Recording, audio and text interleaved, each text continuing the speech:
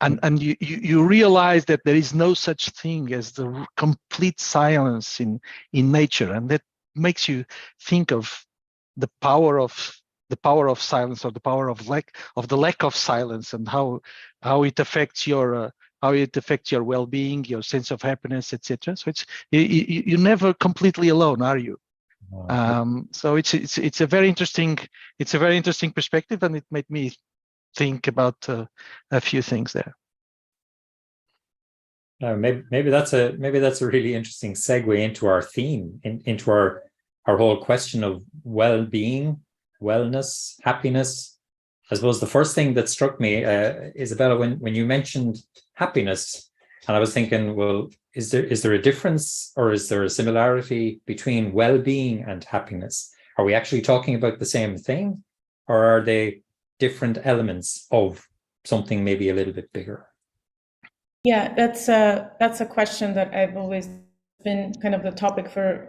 It's a theme for my life, so to speak. I studied both the micro and macro levels of that. I started out with studying psychology, and I ended up doing a master's in international health policy. And in looking at these different, macro and micro levels of like, what are the conditions and what are the sort of what makes us well, right? And in general, has made me kind of first segregate these different, happiness, well-being, health into different squares. But throughout my studies and throughout my life, I've ended up really finding that they're really part of the same spectrum. They're not the same, but they're really completely connected. And I'll explain why. So I've in the last 5 years, I've started my own company on wellness called Embody Wellness. And in it, I've studied the kind of how the subjective feeling of, a subjective perception of how we feel really influences our physical health and well-being, right? And there's a powerful, not just link, but it's to me, it's almost like it's a spectrum between, how I'm feeling, how happy I am, and how much pleasure I'm experiencing, and that translating into real well-being, both in terms of, physical health and mental well-being as well. And that, of course, there's different ways to explain that, but you can explain it through the chemical way. So the hormones that are emitted when we are feeling happiness translate into real physical symptoms, and translate into an actual chemistry that changes in our body. But there are also many, spiritual schools of thought that explain this in powerful ways. So, I think the short answer is they are very distinct, but they're completely interrelated, and we need to study them in kind of the similar field. We have to see their connections and powerful interactions, both at an individual and a state level, I think. Yeah, we might explore that idea at state level. Obi or Paolo, thoughts on that? Happiness versus well-being, two sides of the same coin? Well, I think they're part and parcel of sometimes it's a question of shortcuts that people use. Perhaps if you are happy, then people assume that your well-being is good. But I'm not sure if that really hangs together correctly. But it's the issue that one of the things that we did recently was to go on holiday in Bhutan, and there they obviously focus on gross national happiness. But the thing that I gradually realized is that it is a well-being index. It's an example of a well-being index, and happiness is measured in kind of through a basket of all sorts of different things, which include material and non-material factors. So it depends. Well-being, I think the definition of both well-being and happiness, people struggle to put their finger exactly on this in terms which can be easily understood by perhaps more a Western audience, actually, where we're used to a particular way of thinking for a long time. Anybody referring to well-being, it was not really necessarily taken seriously. Now it's taken seriously. Absolutely. It's become a big it's a multi-billion-dollar industry around well-being, but maybe that's because there's a lot of stress, more stress than there used to be, perhaps. Yeah, that's an interesting one. Paolo, Ovi just touched on the idea there that Western culture, Eastern culture, multicultural. From your travels, having seen 100 countries up close and personal, that idea of happiness versus well-being, is there anything from a culture perspective that you might have encountered that could inform that idea? Poof. So I'm more of a practitioner than a theoretical guy on these things, but let me bring a concrete example. Mm-hmm. Some of the happiest people that I've seen in my life were children in the middle of Africa and in the middle of South America, because they have no sense of comparison. So if all that they can compare to is what they've seen already or what they've heard, and speaking 20-30 years ago, when there was no such thing as the internet and TV was not exactly popular in those places. Yeah. If you don't have a sense of comparison, you can be extremely happy, because the way that you compare things is vis-a-vis what you see. So the aim, the objective, even the material way of looking into your life and your existence is vis-a-vis what you know, and that's your dreams. That's how you can compare yourself to, right? And so it's very interesting that all of these things are not absolute, are they? They are relative to something, right? Yeah. But on the other side, if Isabel is raising her hand, but on the other side, if I go very theoretical, then 2,500 years ago, Aristotle wrote something like, happiness is the meaning and the purpose of life, the whole aim and end of the human existence. So that's quite interesting, isn't it? But he didn't write the word happiness. He actually wrote the Greek word that today some people translate as happiness, others translate as well-being, others translate as something else. So he had this concept that something like happiness, well-being, was the whole purpose of life. Then we lost it in the Middle Ages, so 1,000 years lost in this, and then it's coming back very strongly in the 21st century. So that's another historical perspective on how you want to, if you want to see this dichotomy between happiness and well-being. Sorry, I was speaking for too long here. Not at all, no. But actually, doesn't that comparison idea feed back, Isabella, to something that you said a little earlier in terms of perception, and that idea that if we're perceiving ourselves to be different by comparison to somebody else, we might have one feeling of well-being or happiness.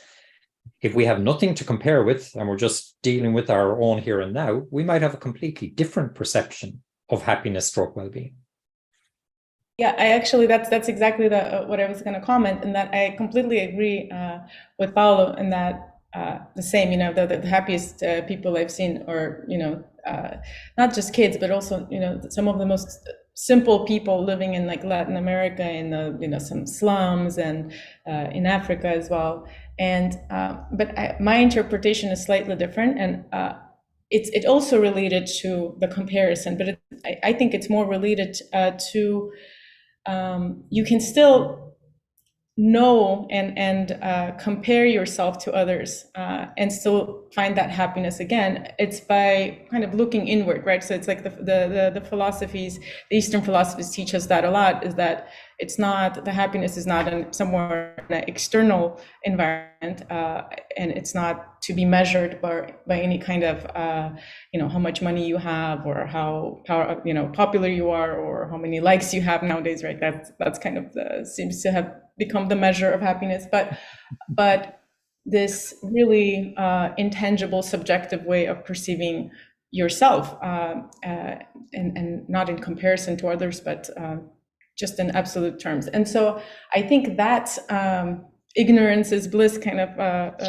idea is, yes, at first it starts in these communities where you might not have access to compare yourself to, but many people come back, make a full circle to find that again, and how do I get back to that state of innocent existence where I feel this bliss? So I think there's something about just going back to subjective states of being and not comparing ourselves, and it actually brings me back a little bit to the comparison with the way that the Soviet Union was structured. Again, not justifying anything that it did, but it's interesting because I had written a paper on it, and there's this comparison of how the values are structured when you over focus on economic productivity versus on just focusing on other values, right? So obviously in the Soviet times, we received a certain X amount of money, and the focus was on other things, right? And so how that translates into the fact that time is money in countries where you constantly have to think about, every time you have a free moment, you're constantly having to think about making more money, versus if that's not the focus, then you have time to really be with yourself, be with others, and kind of tap into that quality time and tap into that inner state of bliss that we've lost. I think that's where that's where I would kind of draw the line, that it is really yeah. I don't know if I answered the question, but that's no, you have, but actually you prompted me to think of another relationship, and that is, so what you prompted me to think about is the cultural drivers of the feeling of happiness, and that prompted me to think in terms of our theme for today's discussion is around individual, organization, national, and I suppose what I'd put back to the three of you is the links between those three. Which comes first, which comes last? What prompted me to suggest this theme in the very first place was I was intrigued about 4 years ago, when New Zealand was the first country that I became aware of that started to use well-being and wellness as some form of an input to its national measurement of its national domestic product, gross domestic product, not in economic terms, but in wellness terms. So I'd be interested in your take as to how those three elements become interlinked, interdependent, and I suppose where culture in all three elements start to inform our senses of well-being or happiness. I can go first. Please, so yeah. 2000, the creation of the American Society for Positive Psychology, that's basically the beginning of the thing, right? Mm-hmm. So that's very much individual centric. So we have over 20 years of real studies on individual happiness here, again, on the Western world, as Isabella was saying. Then from an organization standpoint, what I usually claim is that the double issue from Harvard Business Review I'm just trying to get the date, if you give me just 1 second. So in 2012, which was definitely later, so 10 years later or so, you get the double issue from Harvard Business Review on the value of happiness, how employee well-being drives profits. So this is real something. because it's HBR saying there is value in corporates in taking care of the well-being of your employees. And there was a bunch of articles claiming that this is not bullshit, this is real, there's a clear connection. And now, when it comes to countries, you obviously you've heard about the case in New Zealand, the case in Nepal, but there's another thing that I usually mention, which is quite interesting, that in the declaration, in the US Declaration of Independence, right in the first paragraph, you've got the reason why they are becoming independent. This is 1776. So the reason why they are becoming independent, blah blah blah, getting rid of the British, and they claim that all men are created equal, that they are endowed by the Creator with certain inalienable rights, that among these are life, liberty, and the pursuit of happiness. So right in the first paragraph of the US Declaration of Independence, you've got this word happiness, but not just happiness, the right to be in pursuit of happiness. Yeah. And a few years later, Benjamin Franklin was asked, so this interesting thing, we are all entitled to happiness. This is the turn of the century. And he said, no, that's not what we wrote. We wrote that people have the right to be in pursuit of happiness, but you have to catch it yourself. Now, it is so interesting that as far as I've done my little research, there is no European constitution that mentions the word happiness, not in the articles, nor in the preamble. So why is it that no European constitution, and do not forget that some of the constitution in Latin America, Africa, and even some in Asia are based on the European ones, right? So why is it that European constitutions do not mention happiness, do not mention this right to be in pursuit of happiness, do not mention well-being? Why is it that we don't think as a country that it's such an irrelevant issue that should be in our constitution, while in the US that was written in the first paragraph of the Declaration of Independence? Is there a cultural thing here? There's something interesting going on here. I don't have the answer, but I've got this beautiful question.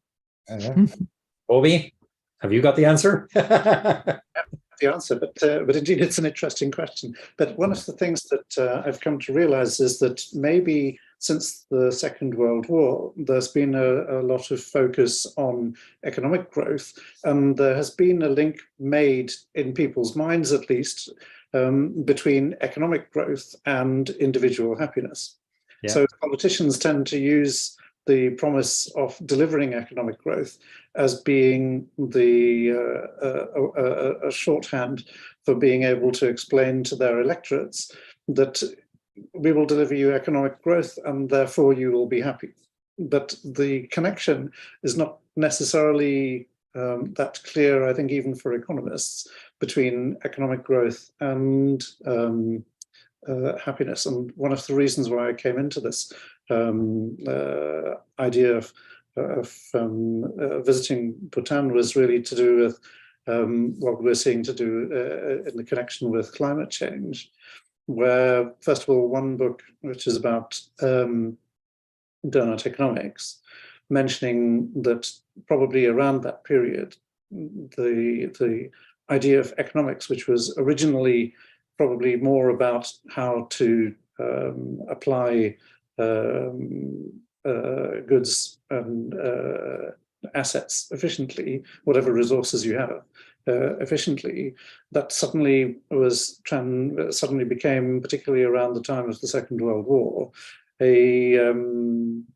something which was really, the focus was on economic growth. And certainly the European Constitution it dates from that time, coming back to what Paolo was saying. And so probably it's from there that the focus has been much more on economic growth. No, but of course, donut economics also says that you cannot perpetually pursue, in the same way that in America they might be pursuing happiness, you can't really pursue economic growth perpetually. Yeah. And this is perhaps the reason why a more recent book, Earth for All, has been advocating that we shift away from, or we need to shift away from economic growth as a measure to well-being. And without that, they claim, there would be, we should not expect humanity to survive. Planet might survive, but humanity may not.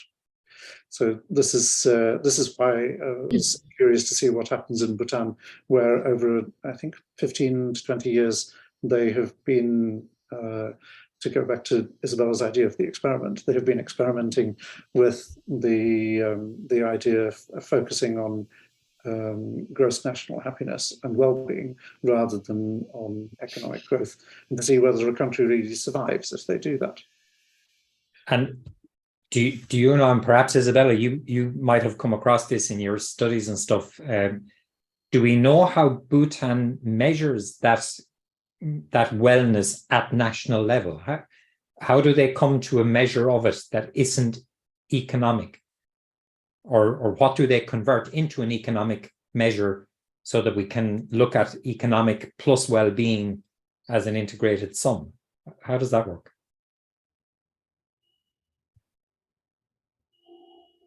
The question for me? for either Obi or Isabella or perhaps Paolo, you've come across how that measurement is done. How do we measure national well-being or national happiness? I mean, at least from what we've seen in Bhutan, there's kind of, and I think Paul mentioned it in the event description. There were originally 4 domains, and there are now 9 areas that they look at. But going there, I think essentially they were saying this may work for Bhutan. There's no guarantee that it necessarily works for every country. So yeah. It depends very much on the culture. And I think the culture that they have in Bhutan, we tend to focus very much on the gross national happiness index, but it's kind of the next logical step from other things which are going on in their culture. One is that they live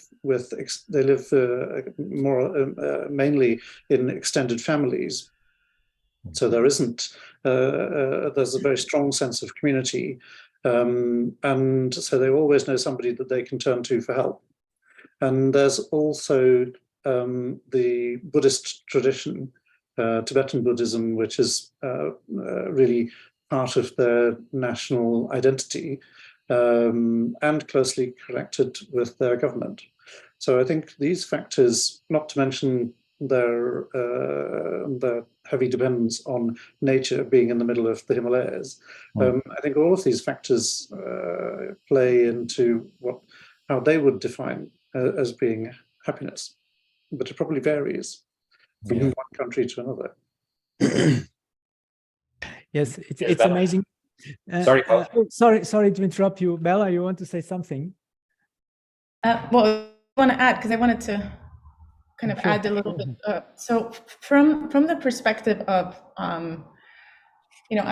my study at a policy level was on health policy. I was actually the first cohort to study health within economic development. So it was a really interesting view of, how health pertains to economic development and vice versa.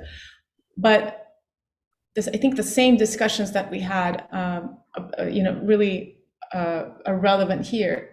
And that is, you allow things to be taken care of the economy when there is, when the, for example, in terms of health, when health can really be understood by both the customers and the providers in the same way. But inherently, health is a topic that has a lot of asymmetry in information. So doctors or whoever's providing health knows much than the people, and so or the consumers. And so that ends up creating asymmetries that doesn't allow for the economy to take care of and create supply and demand in the right forms and ways. And so the government has to regulate. And I think the same really can apply to health, to happiness and well-being, because I think the idea is that, sometimes we think that, you know, happiness can be obtained. It just happens, but it doesn't just happen, right? It's, we learn more and more that happiness is really very difficult to obtain. So what are some of the ways that the government can incentivize happiness? Maybe it is through inverting the economic values of certain things that are not considered of value right now, like caregiving and the arts and teaching, that could potentially contribute to happiness, that are currently really undervalued, and, you know, vice versa, we value things that are not that don't necessarily bring us happiness, and vice versa. And the other thing is that I think there are also a lot of spillover effects, which means that, you know, if at a government level we invest in something, and it's not just directed at the individual, but the happiness of one individual really translates into kind of collective well-being and additional, you know, improvements to the economy and society, then there is a reason for the government to intervene. And I think, you know, we can't argue about the fact that happier people equals happier societies. You know, you would reduce the all the mental health problems that we're experiencing, some of the dire, you know, violence issues that we're seeing, and, you know, from schools to, you know, I don't know. So I think a lot of the social problems that we see are really rooted in the lack of investment. So I'm, you know, the greatest proponent in bringing health into the forefront and well-being in the forefront, and working on it at a policy level. And I actually tried to do this, you know, it's like I worked in the international development and policy at like World Bank and institutions like that for years. And then I left it because I got really disappointed in this, you know, lack of even work on like preventive health. And I went to establish my own company on well-being. And recently I went back and tried to see if I could bring the conversation of like, can we talk about well-being at a policy level? And unfortunately, there's still, you know, there's a little bit more now about, you know, let's talk about mental health and well-being at a corporate level, which, you know, is improvement. So everyone would kind of say, okay, go work with the corporate level. I'm like, no, I want to work at the state level, at the policy level, not at the organizational level, because I think there's much more to be done in terms of, you know, incentives and policies, and you know, not directly, you know, forcing people to be healthy, but creating the right incentive and creating the right environment. So yeah, definitely, I think there's a big connection that we need to make between all of these lines of work, you know, from individual to. And I think you've just touched on the third of our stool, which is the organization that we haven't actually touched on or discussed yet. But Paolo, from your experience, is there something missing in the corporate agenda, the corporate culture, or are we doing enough to bridge this potential gap between individual wellness, well-being, happiness, versus using measures of that at the national level to give a sense of the overall national domestic product and to take fair account of it? Is there a significant gap in that link, and should that gap be filled by organizations? Well, it's a toughy one, obviously, but so in the same way as we've studied, or academics have studied happiness at an individual level for a bit over 20 years or 20 years, and corporates for the past 10 have been more involved into that. At national level, there isn't that much that has been studied and that you can find in literature. So it's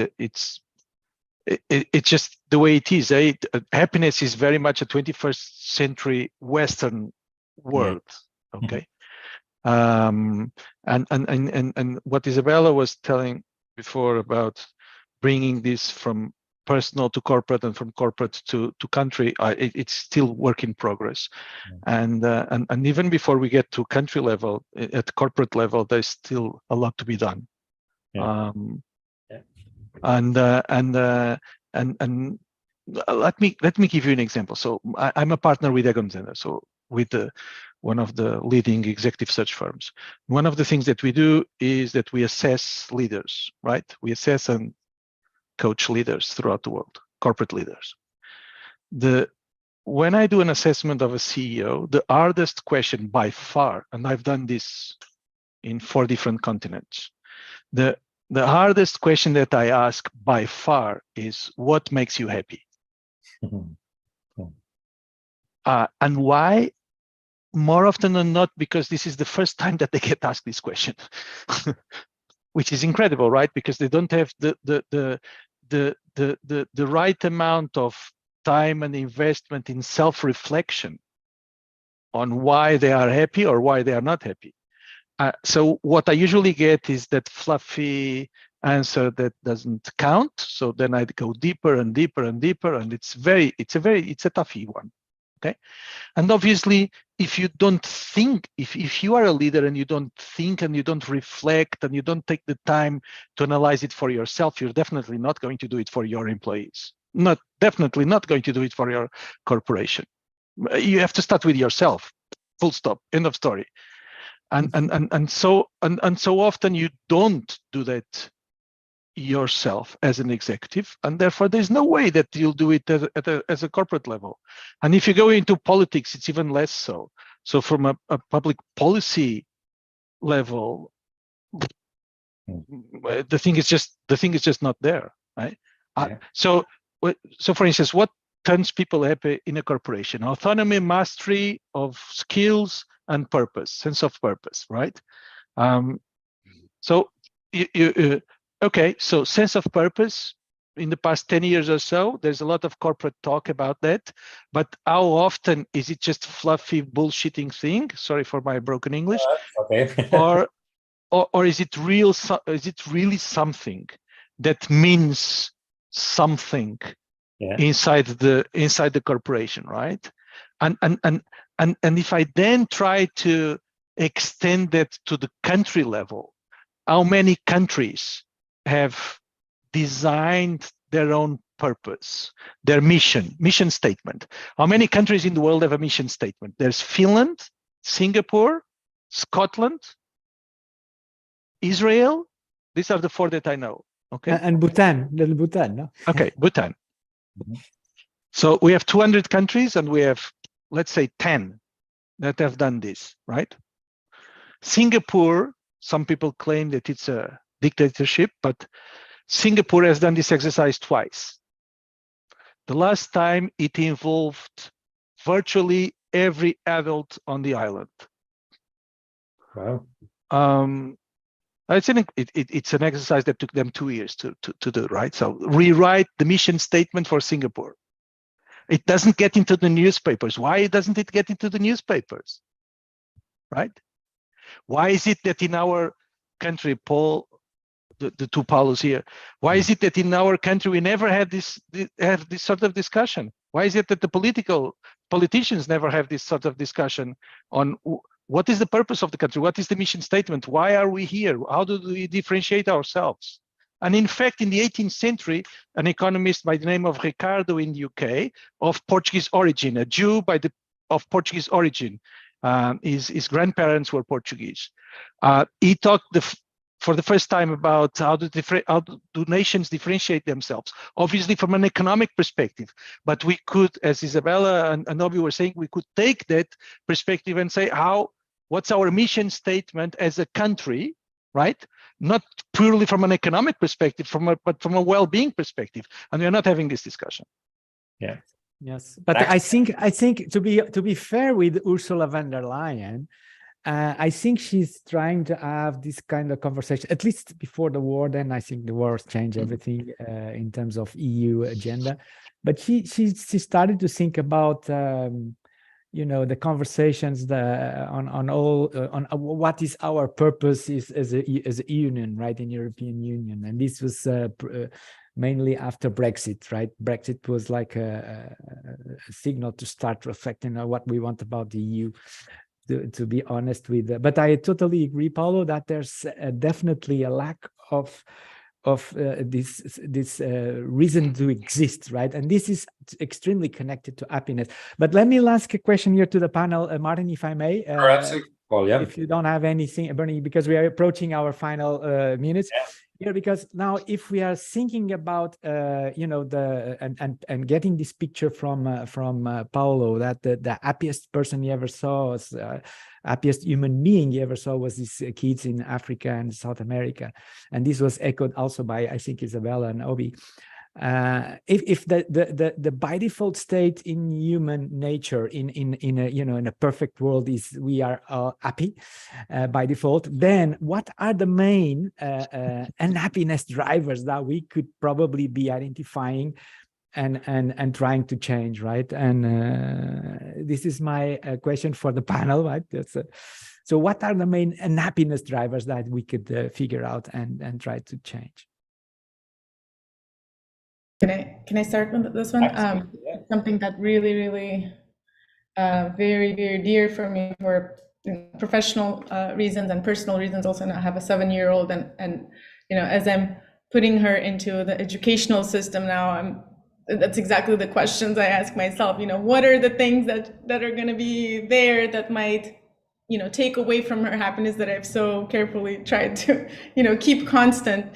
I think, again, going back a little bit to what I said before, I think happiness is inherently a subjective state of well-being. I mean, there are definitely some things that are that we need in the external environment, like security, you know, housing. Some of the basic conditions, I think, living conditions are essential for us to be to guarantee our happiness at an external level. But the things that take away from our inner happiness, I think, are the distracting factors that are happening on this external environment. So taking our attention away constantly into comparisons, into quantifying our well-being and happiness by some kind of external measure. To me, that's the greatest source of unhappiness that we've created. So whether we're comparing ourselves to others in terms of how we look, how much money we make, how successful we are. And again, it goes back to, Paulo, your question. I find the same thing with my clients. The most difficult question is, what is it that you want? Because we create this whole plan and people don't really know what they want, because we are programmed from childhood to think that what we want is, the university degree, the great job, the this and that. But in reality, we never pause to think what will actually make us happy. Sometimes it's actually the opposite from it. Maybe you want to be a fisherman, live on the beach, and you don't need very much money for that, right? So it's inherently like going back to this space of, and I think if we started at the early age on, like, how do we allow kids and then adults too to tap into that question, like, what makes us happy? And that really does take some cutting away these distractions sometimes, not over focusing so much on money, on the comparisons and things like that. So for me, that's probably the worst. Sorry, let me add one more: nature, right? There's this disconnect that we have from nature and our ability to, because nature reflects this way of just being that sometimes we're not allowing ourselves to be, like, always trying to transform into something, trying to make more money, trying to do, instead of just allowing ourselves to be who we are, right? So I'll end on that note. But I think, Bobby, do you have any thoughts on the unhappiness drivers? What do we need to avoid? What do we need to eliminate here? Well, if we knew that, then probably probably life would be a lot simpler. But I think what Isabella was saying reminded me that one of the other things that Tagore did was he developed an educational philosophy, which was really looking at the way that we deal with how instead of memorizing everything, actually being close to nature and taking a more holistic approach to all of these things. Sometimes we do things because we think, oh well, we're not supposed to be happy, and nobody pays us to be happy. We should suffer somehow in this one way or another, doing this, doing the other, and that's what we're compensated for financially. But somehow the whole thing doesn't really add up. If you go down that route, then the unhappiest person on earth is probably the richest. Well, I don't know. You could think of some billionaire examples actually at the moment, but there are really a lot of drivers of unhappiness. I would think that we probably all recognise in our daily work or lives. I mean, there are a lot of people who have been going through burnout, for example. I mean, why does that happen?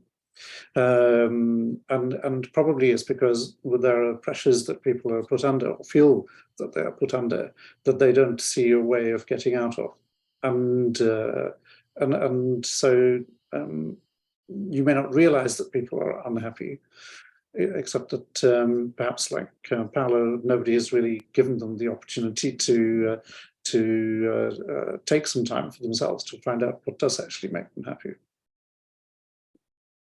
I just would like to remind our guest speakers from some comments that we have on LinkedIn. Unfortunately, on Zoom, we are not directly connected to our comments, but Mike Cargo just asked a few insightful questions, if you may. And Martin, over to you. Yeah, Mike is asking, he's positing 2 points to us here, actually. He's wondering whether the biggest unhappiness driver is the belief that relationships are achieved through power, whereas deep relationships are only truly secured through vulnerability, which is a really interesting thought. The second point that Mike makes is, to what extent is our own happiness rooted in loving those around us by seeking to make them happy? So we gain happiness by giving happiness, I guess. And could this mark the difference between community business-induced happiness and individual pursuit of self-happiness? They're two provocative thoughts. I'm not sure that we actually have... So it's we're about time to finish this off, but very quickly on the second one. Sure. So it has been proven scientifically, so this is an easy one. Gratitude is the easiest way to being happy at an instantaneous level. So the easiest way to improve your instantaneous level of happiness, and this has been like studied across cultures, across religions, etc. The easiest way to increase your instantaneous level of happiness is by showing true gratitude. So by saying thank you, not thank you just because thank you, but a real deep thank you from the heart. It's to someone else. It's the easiest way to improve your level of instantaneous happiness. In fact, the person who receives it also improves the level of instantaneous happiness, but your own. So the one who demonstrates gratitude, in fact, the level of instantaneous happiness goes higher than the receiver, which is very interesting. Yeah, and just to add to that as well, aside from the gratitude, there's also the new kind of, it's not new, but it's coming up in parenting, especially the attachment theory, which says that, you know, without the attachment and connections to other human beings, we simply die, right? There are a lot of experiments of like monkeys who are not connected to their mothers, they don't survive and things like that. So this attachment to other human beings is definitely a big determinant of our happiness. And in terms of the vulnerability, I don't know if there are any studies on that, but I tend to agree that it's, again, that very raw connection to who you really are and what you really desire to make you happy. I think that's a difficult question for all of us, but if we can delve in and ask that question, that's the most vulnerable part of ourselves, and I think it will open doors to happiness eventually. Absolutely. This is one of these discussion topics that we could fill a day if we had a day. We've run out of time. I think it feels like it's probably been one of the quickest conversations we've had in our fireside chats. I normally try to do a kind of a 1 minute or a minute and a half very quick summary to catch some of the key points. So I might try that if I may. We started just discussing the idea of happiness versus wellness. And I think we broadly concluded they're two sides of the same coin. They go hand in glove. But that brought us into asking about the idea of happiness comes from relative thinking. So if you have a point of comparison, then your assessment of your own happiness may fundamentally change and fundamentally alter. I suppose that makes it a requirement then to look as much inward as outward, because if you only exclusively look outward for comparison, you may miss a whole lot of internal reasons to be or to feel happy. And Isabella, I think you made that particular point, but you also made the point at the same time that it's an evolutionary thing. It's a life cycle thing, that we don't necessarily come to that conclusion until we've been around a couple of blocks of happiness and perhaps unhappiness before we discover that we need to look equally inside as outside to arrive at our own sense of that wellness. That brought us into a discussion about culture, which brought us to a national level discussion. And then we moved into an organization focused culture. Paolo, you made two really interesting points about how we measure this. And you referred to the USA Organization of Psychology from 2000 that started looking at the individual measurement. And then 2010, the HBR articles that now started to look at the organizational value, economic value that can be put on wellness or well-being. That's brought us into the area of, so at national level, how might we go about measuring it? And Obi, you made reference to Bhutan's, where they have a number of key metrics. They've got 4 pillars, they've got 9 themes on which they actually try to make that measurement. I do know just from personal background reading and stuff, New Zealand has something similar. I'm just not familiar with the detail of that. That, I suppose, then brings us into, so at a national level of well-being, what can governments actually do? And Paul, you posed the question provocatively to us and absolutely bang on to say the unhappiness drivers. What might those unhappiness drivers be? And how do we avoid them? How do we stay away from them? 2 points arose there, is this sense of security. And the second thing was closeness to nature. And the final word, Paolo, I'm leaving it to your good self. In the concept of sharing gratitude, if we were to identify one thing that actually promotes happiness stroke well-being in both the giver and the receiver, it's expression, direct, overt expression and sincere expression of gratitude. And maybe that's something when we step back and look at our current society ills, maybe if we expressed a bit more gratitude and maybe a bit less expectation or belief in entitlement, maybe the wellness quotient or the happiness quotient might increase substantially. I'll leave it at that, Paul, if you wanted to round us out. Wow, that's a round of applause, Martin, for you and all the guest speakers for this great session. We could be here for hours, and definitely now it's just the final word from every one of us here to our participants that will be LinkedIn members, managers. I mean, whoever will be watching us right now and interested to happiness, what will be your last word on this subject to them, and perhaps alphabetically again, Isabel, and then Obi and Paolo. Well, I think I just want to encourage everyone who in some way has the capacity or is involved in this, in the possibility of changing the way that we look at happiness and well-being at policy and organizational levels, to do something, to take a direction and to take a step in that direction, because I think it's, we have collectively come to the conclusion that the way that we're doing things is not really bringing us happiness and well-being in ways that we all deserve.